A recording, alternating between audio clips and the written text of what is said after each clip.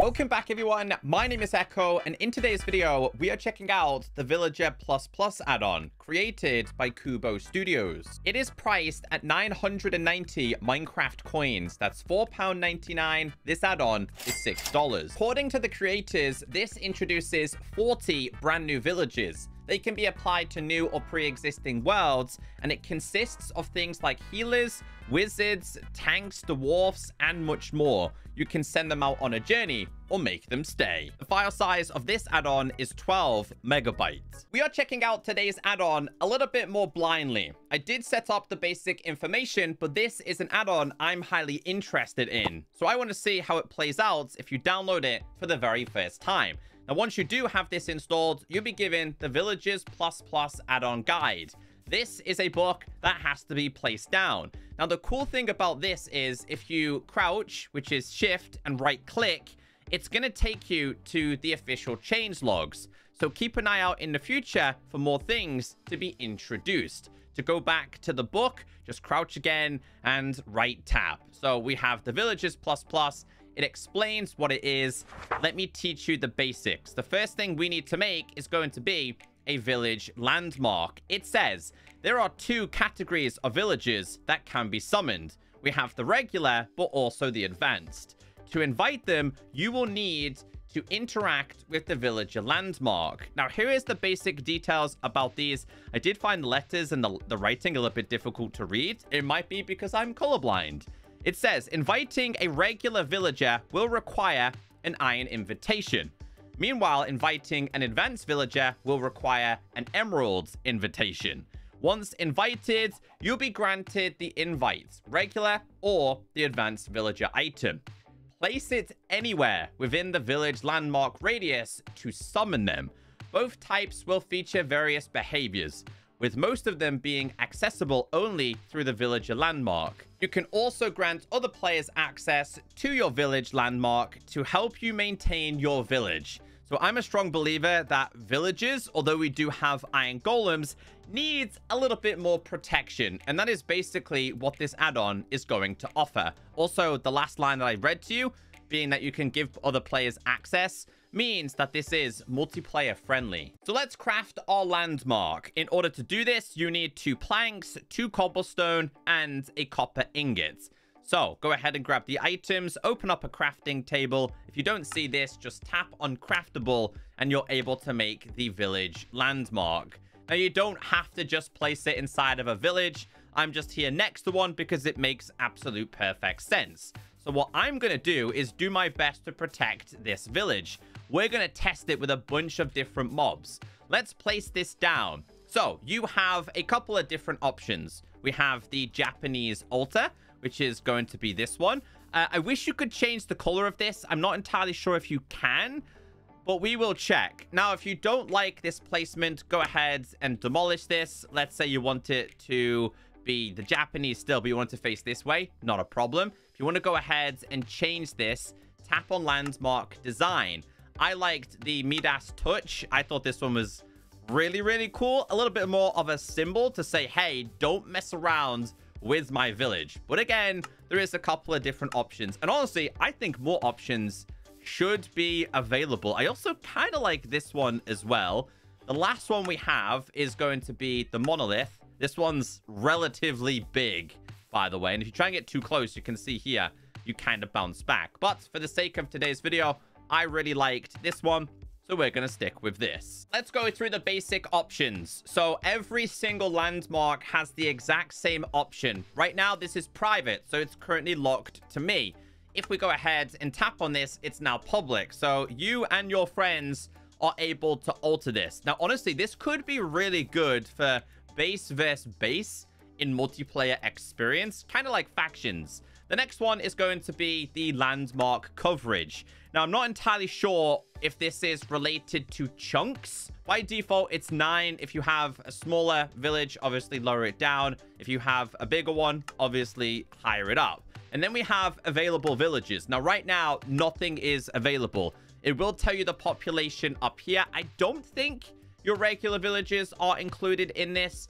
If we were to try and invite a villager, let's say we wanted to do this one, it says you don't have any iron invitations. we need to get one. So the recipe in order to make either the iron one, which is your basic one, or the emerald, which is more advanced, is the exact same. Just the item in the middle is going to change. So let's get both of these crafted. I think you might need to make multiple. So what we'll do is we'll start with the very basics here.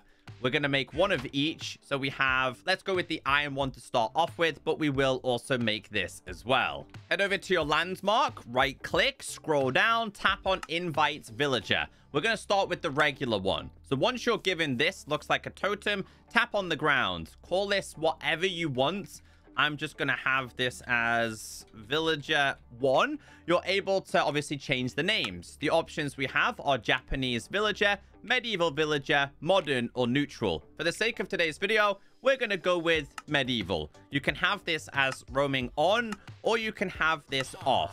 I'm going to tap on invites. And here is our first villager. Right now, this villager doesn't do anything, although he does have an idle animation. I can't right click or punch him or do anything at all. That is because your landmark is going to be the answer to everything. Start by right clicking on this. Tap on available villagers. It will actually tell you exactly where they are in terms of coordinates. So if you did lose one in a cave or all the way up the mountain, then you could find their location. Tap on him. We're going to rename him to, let's say, Villager Bob, for example. His name has now changed. Now, I don't like the look of Bob, so we're going to change him. Tap on available villages, tap on him again. You're able to change the appearance. There is a whole bunch of different designs. I really like this one. So now he's been changed. There's so many different options inside of here, so you can tweak and mess around with them. You can have these again as roaming. So now he's just going to wander around. You can recall. Recalling this will then mean you have to, I think, re-invite another one. Okay, so, oh no, hold on. We have to tap him down again. So this is where you could change it. We'll do Villager Jeff this time, who is going to be more modern and will be just roaming around. These guys don't typically do too much. I want to invite a whole bunch of different villages, but what I do want to do is go ahead and summon multiple of the same type. Okay, so they do have different personas. That's actually really cool. I don't know how many different types there are, but you can see we're starting to get a couple of duplicates. If I was to do /summon and we did a husk, for example, do they actually fight? I don't think they do. You're actually also able to get kind of more advanced of your regular villages. So we're going to do neutral here. So you can see here how they look somewhat closer to your regular kind of villages, if that's the kind of aspect you're going for. So we're just going to summon these. I wish you could have them default as roaming and then turn them off the other way. Not a complaint, but something I would like to see introduced is inside of available villages, the option to turn them all into roaming or turn them all into not roaming.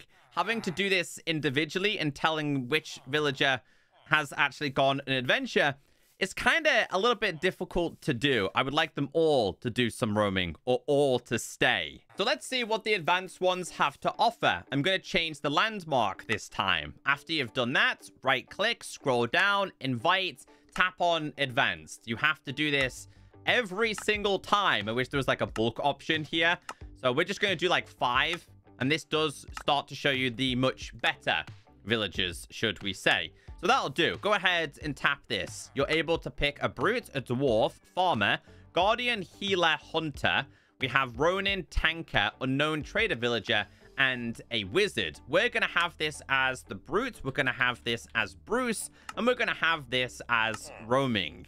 Here is the big guy. He is absolutely huge. You're able to tap on him, have him target hostile, neutral, passive, and other. So I'm going to have him literally attack everything. Not right now, including other players, because I don't have any friends. But if we go ahead and did /summon a husk, for example, we actually have a villager that will target them. So you can see here, he's actually pretty strong. If I was to do /summon a cow, he doesn't like cows. So he's also going to go ahead and kill that as well. And maybe that's a little bit too brutal for me. He's not going to attack villagers, is he? No, he's more interested. Is he? Is he? Is it? He is. Surely not. It's your own kind. Hold on. Hold on. We're going to have this as neutral. And this. He's going to kill him.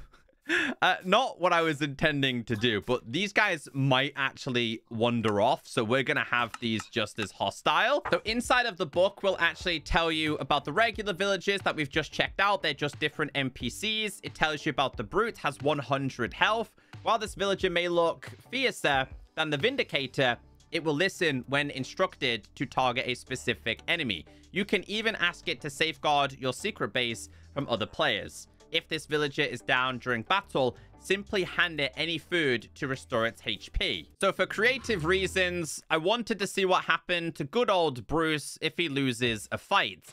On this occasion, he lost to a Ravager, and he's currently injured. We need to feed him. Let's see what happens if we give him some cooked steak. He's now healed. We're going to have him as recruit. So we kind of wonder, but if we change this to this, he might actually stay closer to this. Next, we have a dwarf. We're going to invite him. If you tap on him, you're able to trade. So a diamond sword and amethyst for diamond sword looting and sharpness. If you have the ingredients, it is going to do some trading with you. There's not too much to the dwarves. I would have liked these to also get involved in combat as well. There is a new type of farmer villager. Now, this is going to trade you different kinds of snacks. The designs look pretty cool, though. If you tap on him, you are able to trade iron for torch flower, iron for apples, iron again for carrots. This is where things get interesting because you can get beetroot salads, which are custom recipes. This is going to grant the player with 30 seconds of saturation. So all of the available options in terms of foods can be traded from him. So if I was to go ahead and tap on him, go to available villages, go to the farmer villager, and we recall him. If I was to place him back down and we change him, will he have the same trades? On this occasion, it's slightly different. Okay, it's a little bit of a loophole there if you don't like the trades. We have the carrot pasta. This is also going to grant you saturation as well. There is a dried glowberry, but this is from the unknown trader. Let's see what the Guardian is all about. So, oh, he looks relatively big. Okay, so he can target, again, hostile, neutral, or other players. So we will go ahead and summon a Ravager here. There we go. There we go. We have something to protect us. Go on, go on. We've got two of them here. Oh, no, he's taking damage. He needs to be fed as well. So the Guardian's actually not as strong. Good old Brucey, though. He ain't messed around. If he gets injured here, I can feed him again. Wish you could kind of feed him in the process here. Yeah, he's injured. Come on. I feel like some of these should have a much better attack, but I guess if you have multiple of these, they should bring down enemies relatively quickly. The next one is going to be the healer villager. In terms of health, it's only 40. Coming from the same realms as the dwarf villager, this villager can heal the player, passive and neutral mobs, and even other players. So does that mean they can heal these? So this will be an interesting one. Let's place him down. We're going to change you to the healer here. If I was to go ahead... He's healing him. He's healing him. That's so cool. Oh, okay, we need to be protected. Does he heal me? He's healing him. Go on, heal me. Yes! I love that. I feel like Minecraft is slowly turning into an RPG-based game. All right, heal him now. Showing you the aura and the radius as to where he's being healed, too. That's so cool. I feel like having multiple of them behind your big dudes is definitely like a must-have. He's protecting all of the villages. That's so awesome. Okay, while we're in the middle of this fight, I need to go ahead and grab a whole bunch more of these. Because as you can clearly see, they've taken a bunch of damage. So I'd have to go ahead and summon another healer here. Next is going to be the hunter villager. They only have 25 health, but its attack is not too great. They will also hunt other things as well, other than just enemies. So if you go ahead and summon the hunter, there you go. He will attack other things, but if told, will attack neutral mobs as well. And I wonder, if he attacks them, will he actually bring back food for you? Let's go ahead and summon a cow here. Oh, are you not interested? I'm not entirely sure. He doesn't seem to be too interested there. Wait, do we have to go ahead and change it inside of here? I've changed him just to attack neutral mobs, so things like cows and stuff. But he doesn't seem to be too interested in that. So we're going to change this. I'm going to go ahead and summon another Ravager here. I wonder if he'll start to attack them. Yes, he does. Interesting. Wasn't necessarily interested in attacking the other ones. While they're having a good old fight, let's go ahead and see what else we're able to do here. So we will go ahead and summon the next one. The next one after that is going to be Ronin. I believe they do have a pretty decent attack here. We want this just to target hostile for now. So let's try this. Let's try it. So apparently they have a lot of health. Let's see how the attack is. Oh, they took a beating. I need to feed you. There we go. Okay, they were brought down a little bit easier that time. Next on our list is going to be the tanker. Let's summon this. So it says about the tanker, coming from the same realm as the brute villager. The villager is a pacifist who won't cause any damage. However, will protect whatever it is instructed to do. So doesn't attack, but will protect. Protect, neutral, and passive. And then let's go ahead and summon a Ravager here. So, I mean, it is kind of attacking, I guess. Oh, now that was unexpected. I'm guessing that's from him. We're starting to get like a really good group. Yes, we're starting to get a good group here. Okay, this is cool. The next one is going to be... hold on, we need to place this down. The next one after that is going to be the Unknown Trader. Now, these are able to trade you a glove, which is attack of 7, a healer hat, but also a vial of health boost. So the healer hat is basically going to heal you. Meanwhile, this glove gives you the ability to do quite a bit of damage. As you can see, it one-tapped there, which means how much damage? I mean... It did a little bit of damage, but definitely not enough to bring it down. So we do have a reinforced shield, which is this. Passive when placed in the offhand. Ah, okay. It gives you the ability of resistance too. Also, it says for 8 seconds, inflicts the attacker and hostile with slowness. So if we were to summon a Ravager here, it kind of... I mean, it kind of did damage to me, but not too much. Hold on. How do we... Oh, there we go. You got to crouch with this. Oh, dude, that's insane. So I believe the only one we don't have here is going to be a wizard. I need to see how the wizard works here. Okay, so we need to summon one more Ravager. I need to see how he works. So he will target... I'm going to have him target mainly just hostiles. Although he might take quite a bit of damage here. He's able to set them on fire, but yes. Does get injured a little bit too much, and my healer dudes definitely seem to have their work cut out today. Go on, get him. There you go. I like the effects it has. This is really cool. I just wish they had a little bit more health, but again, I did say to you guys, if you have multiple of these, they could be a little bit too overpowered. So the vials that you can get are just going to offer you special abilities, being health, being jump boost, but also being speed. There is going to be frozen sweet berries that you can consume as well, and you can see what we have there. Now, there is a katana. You have this on, it's going to do like a slice attack. Hold on, I wonder if this will like do a slice attack to this. It does. It does. And there's also a hammer, but the hammer's like... Yeah, so you see how this works. Have to admit, I'm impressed with today's add-on. I would love to see more villagers introduced. I would love to have more outfit designs for these as well. More customization options should be welcomed. It just means that you can make your own village a little bit more unique compared to, say, your friend. If you're interested in this add-on, I think the creators did do a very good job.